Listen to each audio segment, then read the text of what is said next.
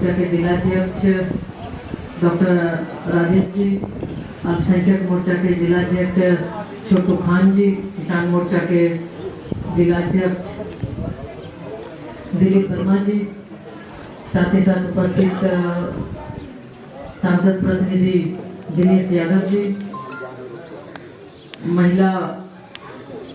राष्ट्रीय महिला मोर्चा कार्य समिति सदस्य पूनम प्रकाश जी,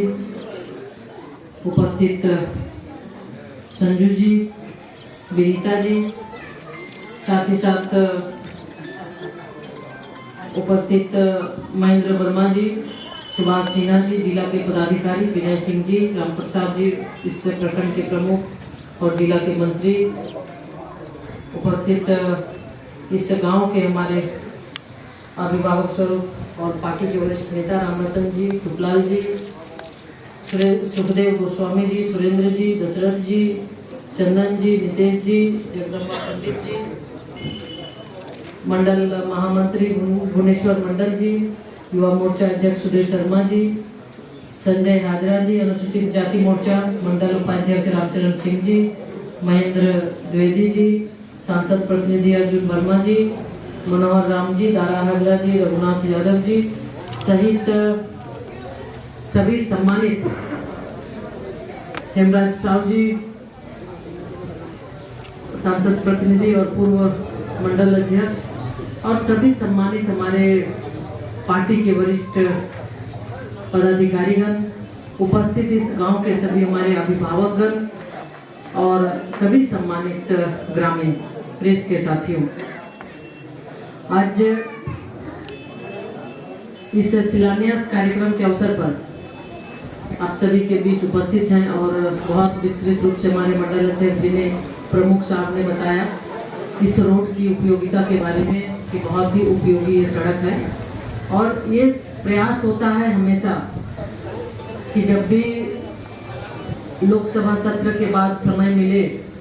तो आप लोगों के बीच आने का, और चूंकि क्षेत्र बड़ा है तो किसी न किसी मंडल में, प्रखंड में हम ये कोशिश करते हैं कि वहाँ पर जाके अपने कार्यकर्ताओं के बीच उनकी बात को भी सुने, ग्रामीणों की भी बात को सुने और उनके सुख दुख में शामिल हों। और एक प्रतिनिधि का जो दायित्व है उस दायित्व को बखूबी निर्वहन करने का प्रयास करते हैं। आप सभी जानते हैं कि अभी 1 साल से वैश्विक महामारी कोरोना के दौर से विश्व गुजर रहा है और देश भी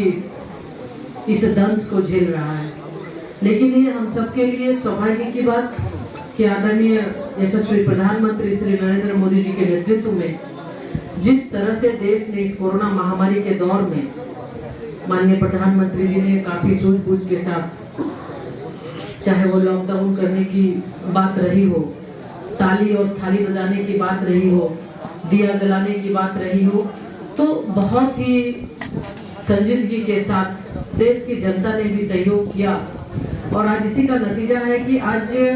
जो दूसरे देश के लोग इस बात को महसूस कर रहे थे कि पता नहीं भारत में क्या होगा, जो आबादी है, लेकिन आज दूसरे देश की अपेक्षा अगर देखें तो हमारे देश में जान माल की क्षति बहुत ही कम हुई और इस महामारी के दौर से अब उबरने का भी प्रयास हो रहा है। और आज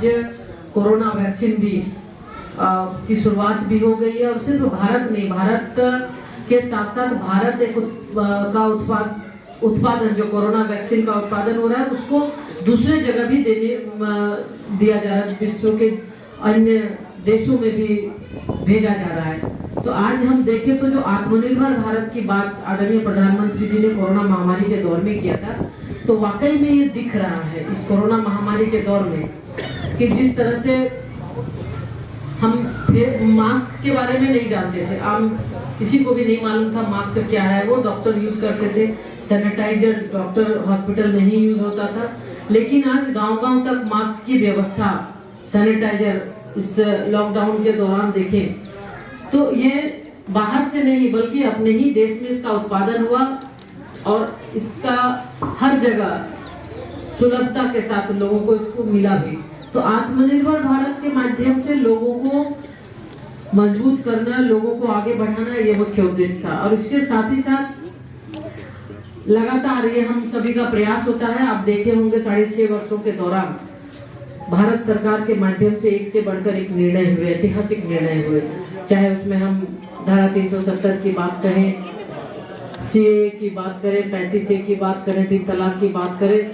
इसके साथ ही कृषि कानून की अगर हम बात करें, तो हम ये कहना चाहते हैं कि हम सभी भारतीय जनता पार्टी के कार्यकर्ता हैं। हमारे पार्टी के हमारे बहुत सारे गांव के भी हमारे साथी हैं निश्चित रूप से, और हर किसी को ये विश्वास है कि आदरणीय प्रधानमंत्री जी के द्वारा कोई भी ऐसा निर्णय,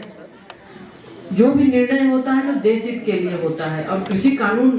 जो बना है, निश्चित रूप से किसान को आत्मनिर्भर स्वावलंबी बनाने के लिए, किसान सशक्त हो, मजबूत हो, इसके लिए किया गया है। और इसके साथ ही साथ एक ऐतिहासिक निर्णय जो कि अभी चल रहा है, देखे होंगे अखबार में भी, राम मंदिर निर्माण का भी जो कार्य हो रहा है, उसमें भी चंदा हर लोग अपने अपना स्वेच्छा से लोग उसमें भी सहयोग किए, उसमें भी लोगों ने अपना,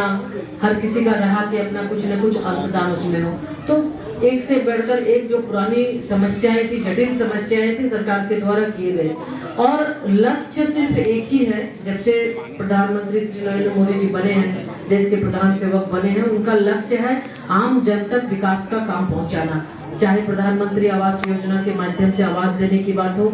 शौचालय की बात हो, उसके साथ ही सौभाग्य योजना के तहत बिजली देने की बात हो, नल जल योजना की बात हो, हर एक क्षेत्र में प्रधानमंत्री सड़क योजना की बात हो, तो हर जगह आप देखें तो हर जगह ये उनका मकसद है कि चाहे वो ग्रामीण हो, गांव के किसान हो, मजदूर हो, नौजवान हो, महिला हो, हर लोगों को विकास जो भारत सरकार के द्वारा जो काम चल रहा है उसका लाभ मिले। और आज ये खुशी है कि कोई भी घर ऐसा नहीं कि सरकार के द्वारा, चाहे आयुष्मान योजना का लाभ लेने की बात हो, कोई भी सरकारी काम जो कि एक किसी भी घर तक अछूता रहा हो, न कोई जात पात का उसमें भेदभाव है, न ही किसी धर्म का भेदभाव है, बल्कि हर किसी को बराबरी से मिले, ये उद्देश्य है। तो मैं सिर्फ इसलिए ये बता रही हूँ कि जो योजनाएं चल रही है, निश्चित रूप से इसमें किसी भी तरह का कोई भेदभाव नहीं है। सब चाहते हैं, ये मकसद है सरकार की कि विकास की गति तेज दौड़े, और इसी को आगे ध्यान में रखते हुए ये प्रयास हमारा भी रहता है। सभी साथियों के सहयोग से, हमारे विधायक जी भी हैं, निश्चित रूप से ये हम सभी का कोशिश होता है कि जो भी क्षेत्र की समस्या है, उस समस्या से लोगों को निजात दिलाना। और इसी क्रम में ये सड़क भी है, आगे पुल का भी है, और इसके आगे भी कुछ समस्याएं जो आती है उसको हम कोशिश करते हैं, चाहे वो जिला स्तर पे समस्या का समाधान हो, या फिर राज्य स्तर पे हो, या देश स्तर पर। जब आपने प्रतिनिधि बना के भेजा, तो जो हमें लगता है कि यहाँ की समस्या है, उस समस्या को लोकसभा में भी उठाने का प्रयास करते हैं, और संबंधित मंत्री से भी मिलकर ये हम कोशिश करते हैं कि जो हमारे क्षेत्र की समस्या है उस समस्या का समाधान हो। अभी आप सभी जान रहे हैं, अभी इस महामारी के दौर में अर्थव्यवस्था पटरी पे आई है, लेकिन हो सकता है थोड़ा सा और समय लगे, लेकिन ये बिल्कुल आपको आश्वस्त करना चाहेंगे कि प्रतिनिधि होने के नाते जो विश्वास, जो भरोसा आपने दिया है,